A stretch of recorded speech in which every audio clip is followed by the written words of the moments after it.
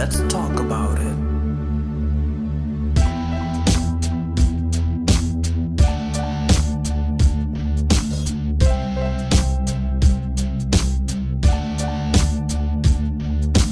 Real truth and power. Health. Wealth. Knowledge of self. Uplifting the community. Let's talk about it.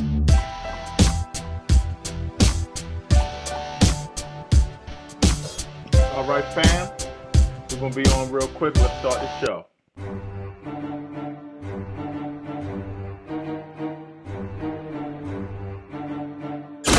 You are now tuned in to Real Truth and Power, the show that uplifts the community with health, wealth, and knowledge of self. Here's your host, Everett Winchester.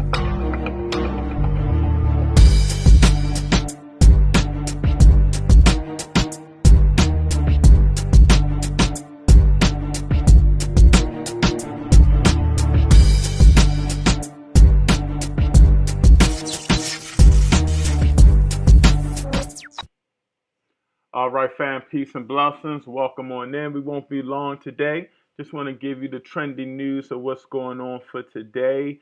Welcome in, family. Please, while we're at it, please do me a favor and there we go. Hit that like, hit that share, get that information out to the people, and let's just be great today.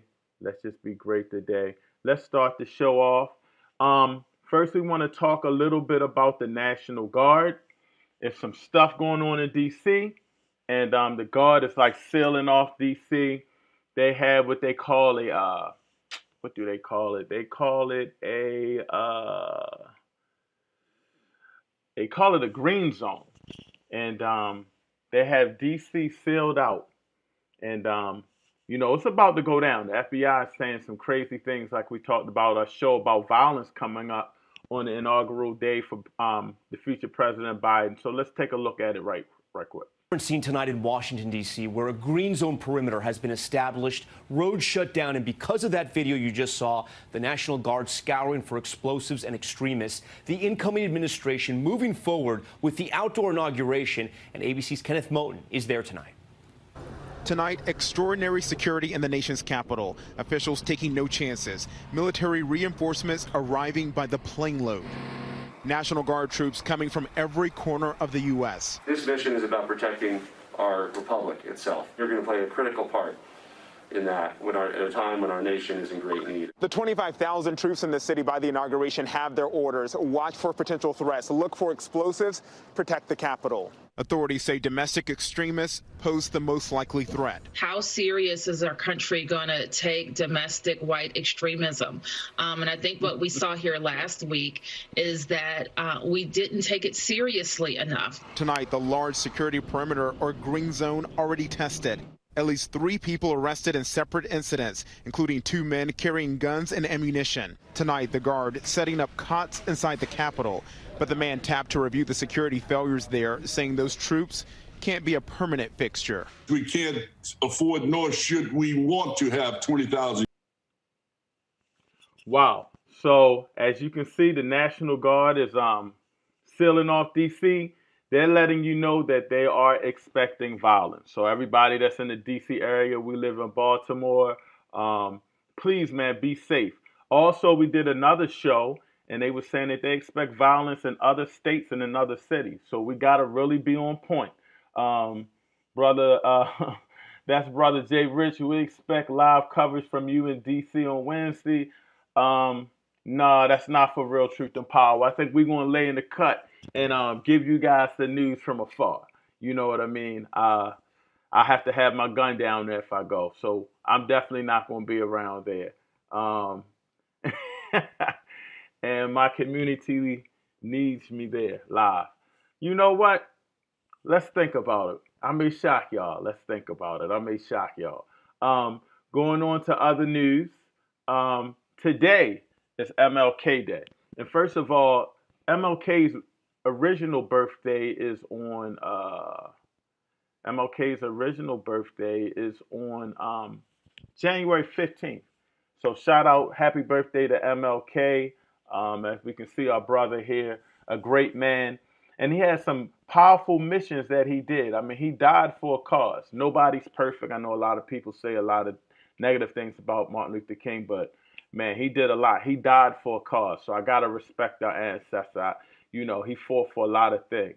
But he felt a certain kind of way before he died. And one of the reasons he died, I wanted to talk to you guys about. You know what? Let me show a video of Dr. Claude Anderson talking about it.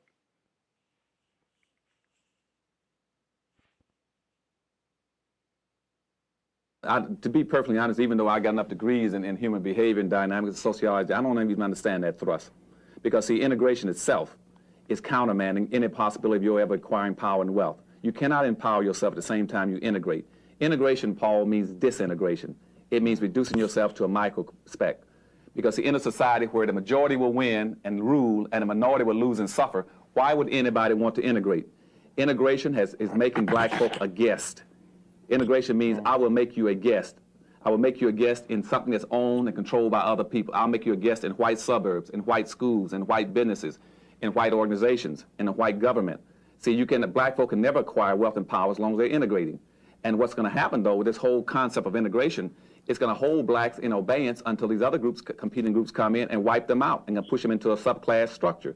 Now, you mentioned the busings, for instance. See, that's one of the dumbest things I've ever seen happen.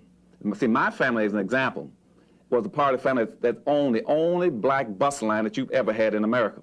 The only black chartered bus line you've ever had in America. And that was in Winston-Salem, North Carolina. That was a safe bus company. We didn't have just one bus, 3 buses, 5 buses, or 10 buses. We had over 500 buses. And our buses didn't just service the black neighborhoods. They serviced the black neighborhoods and the white neighborhoods, period. Mm-hmm. We put the white bus company out of business there. I mean, that was a Duke Power Company. Duke Power Company, named just like Duke University and Duke Electric Company. We put them out of business because we ran a very competitive bus line. Now, our bus line was vertically integrated for black folk, which gave us a power base, a wealth base, an employment base. We hired our own people. We bought our own buses, repaired our own buses, operated our own buses, had our own drivers, our own mechanics, and we serviced both neighborhoods. But what put us out of business was not our inability for us to compete. It was the fact that blacks decided to integrate down in Montgomery. And when Martin Luther King and Rosa Parks integrated the buses there, rather than going in and buying the bus line from the whites and taking it over and operating it under black control, they decided that it was much better in the context of integration, which was social. Let's just socialize with whites. If whites are sitting on the front of the bus and we sit on the back, let's move up front with them and let's integrate with them. Let's intermix and make it a social issue. And so black folk then moved from the back of the bus to the front of the bus. Like, who really cares? There is a growing number. But let me finish the point now. Here's what happened now. When that movement moved up to North Carolina and came to North Carolina, the blacks in North Carolina says, we also want to sit on the front of the bus. And in North Carolina, we said, but we don't have any white buses you can sit on the front of the white bus. They said, well, why don't you all get some white buses so we can sit on the front of them? So our bus company went out of business. So then they brought in white buses. Now whites run the bus line.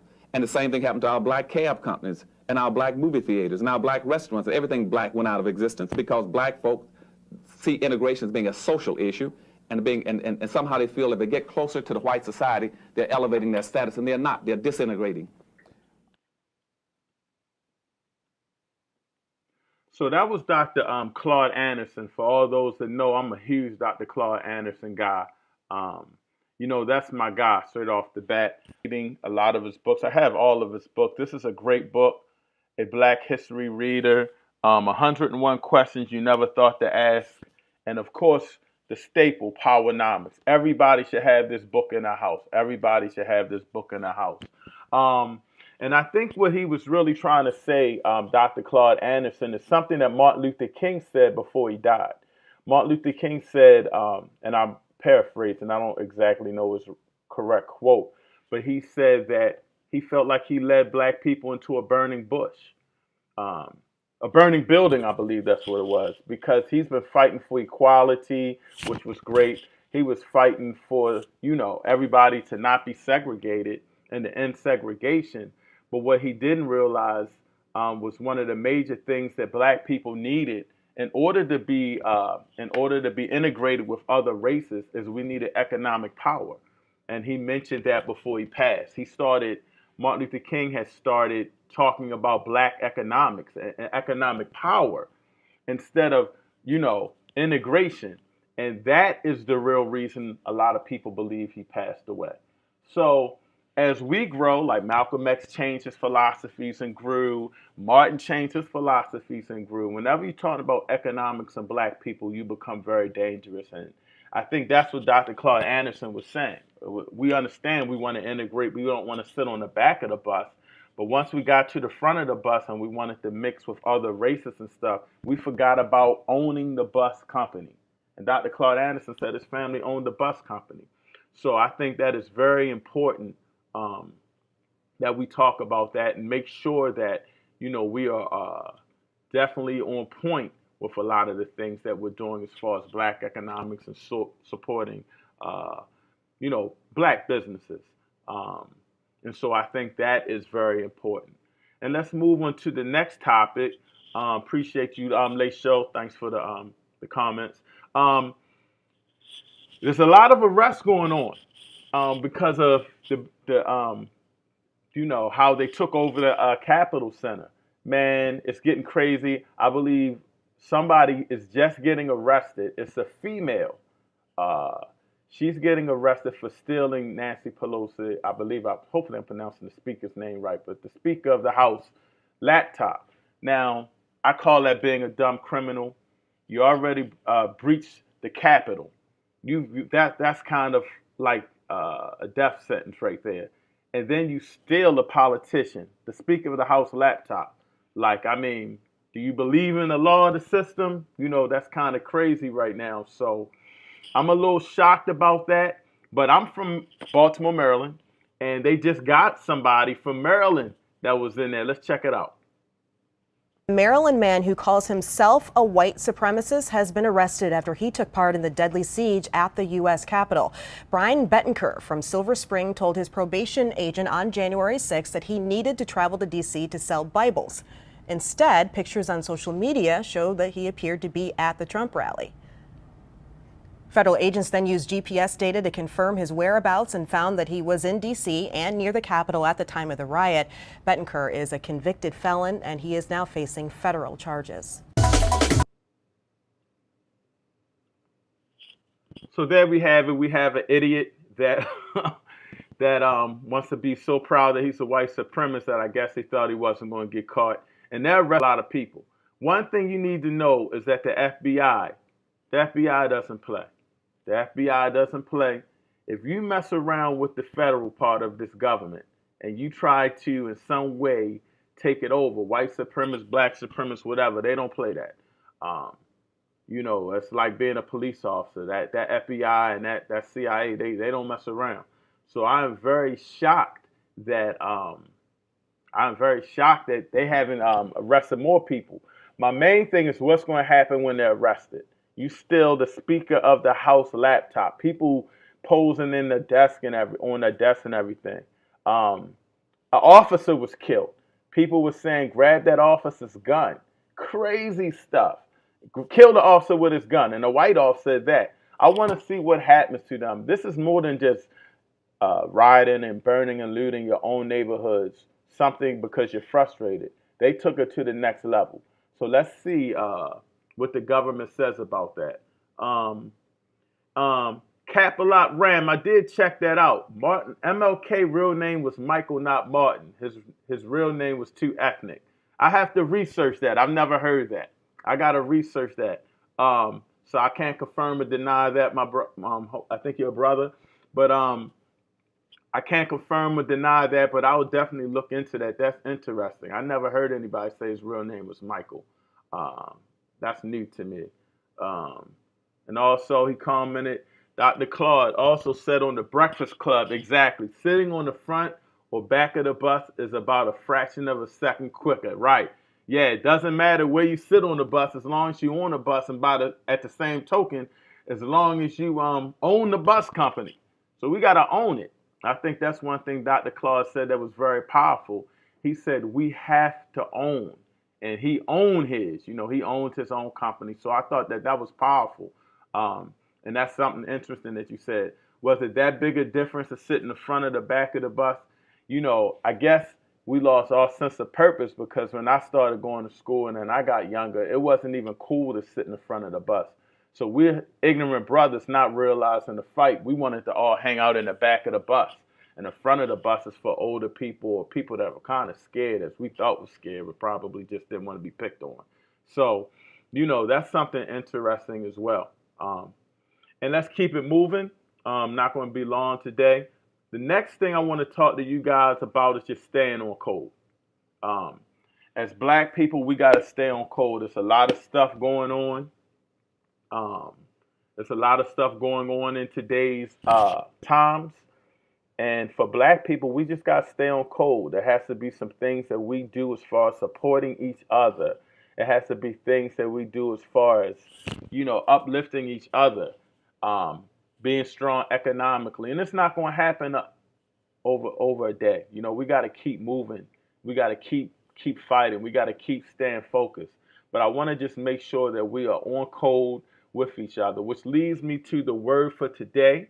And this is by Brother Jay Rich, my co-host, who's always on here, bringing the powerful value to our platform. So let me see if I got his video up here real quick, because we definitely want to support this brother.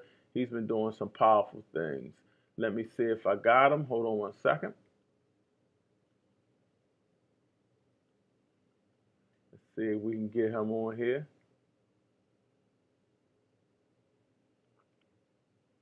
And while I'm doing that, let me do one thing for you guys. Let me play this. I play this all the time, but let me see if I still got this sister's video.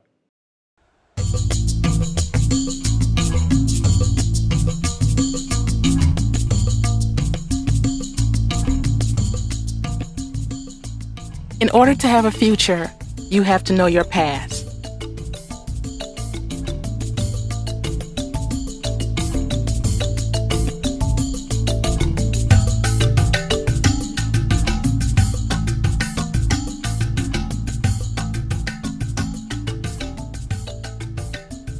My passion for African American history is the generations of foot soldiers, inventors, entrepreneurs, and educators who have shaped me into the woman that I am today.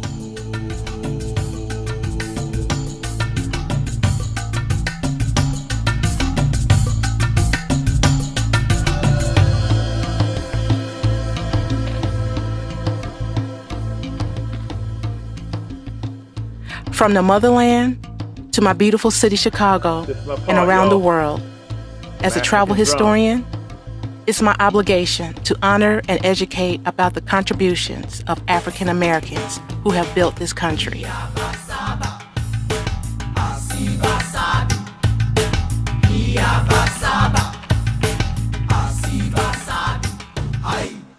Be inspired. All right, support that sister. Her name is Tammy Gibson. She has something called Sankofa on the Go, and she goes all over to some historical black sites, does emails and stuff like that.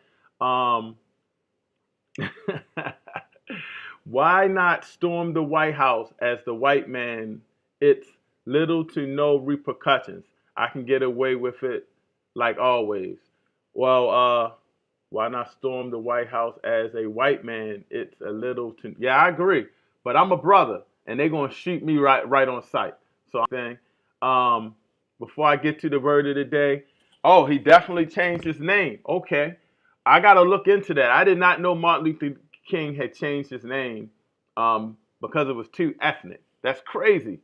I thought he was actually named after Martin Luther. Maybe I got to look into that. So let me go to the word of the day, and that is Brother Jay Rich. Hold on one second. Let me see if I can pull up his video. And I got my brother coming, and we're going to bless you guys with some powerful information. To me much greater. One of the biggest things that the Asians have going for them is that the Asians have their own financial foundation here. So the Chinese can go to the Chinese banks, the Japanese can go to the Japanese banks, the Koreans can go to the Korean banks, and get loans and get funding because they put money into, you know what I mean, into the neighborhoods or into like the Asian economy here in America. The Hispanics can come over, and with their large numbers in certain communities, as we've seen them do in Hyattsville, Maryland, demand that, you know what I mean, banks like Bank of America start giving them home and business loans. What we don't have, and what's one of the saddest things, is that most black banks put less money in black communities than traditional white banks. So that's one of the things that we absolutely positively have to change. The other thing is that there have been studies that have been done that we don't even get called in for interviews if our name is a certain way.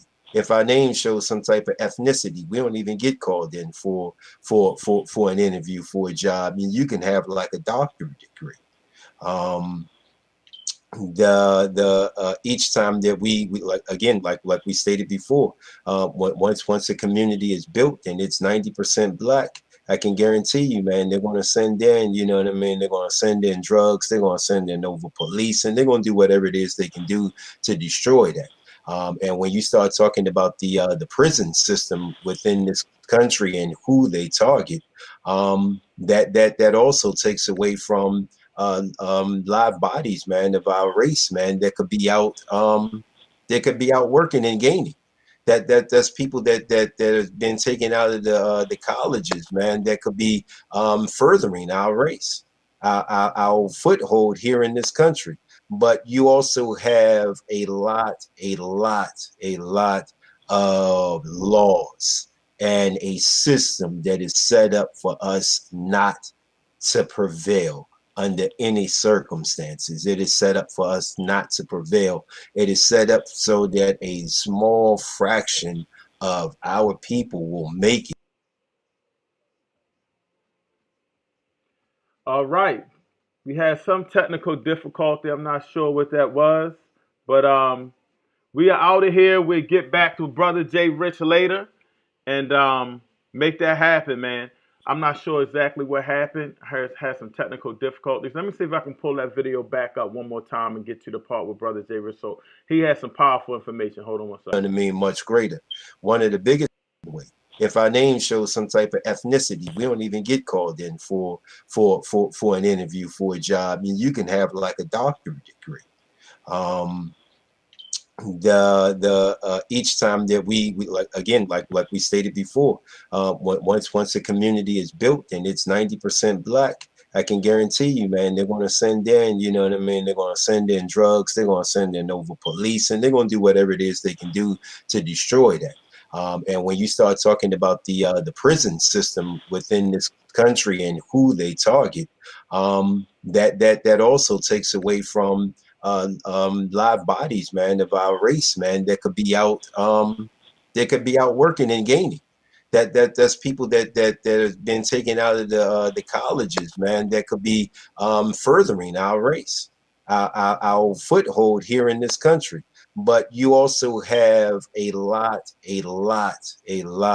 of laws and a system that is set up for us not to prevail under any circumstances. It is set up for us not to prevail. It is set up so that a small fraction of our people will make it so that they can dangle that carrot in front of you and be like, see, you just didn't work hard enough.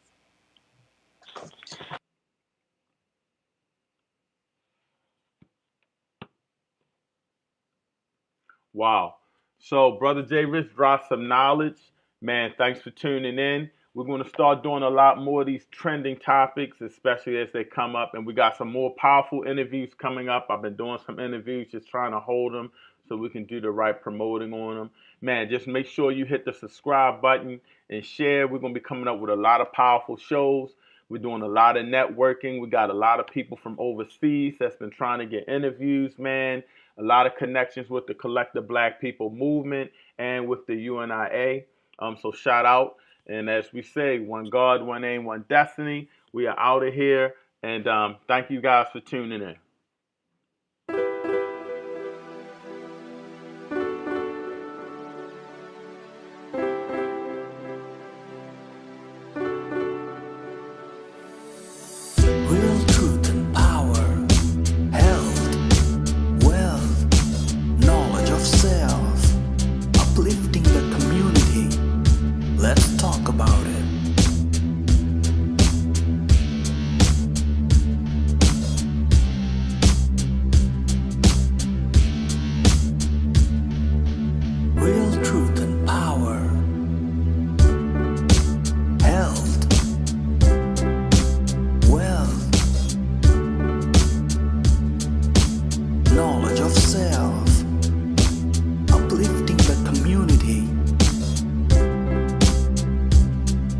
Let's talk about it. Ashe.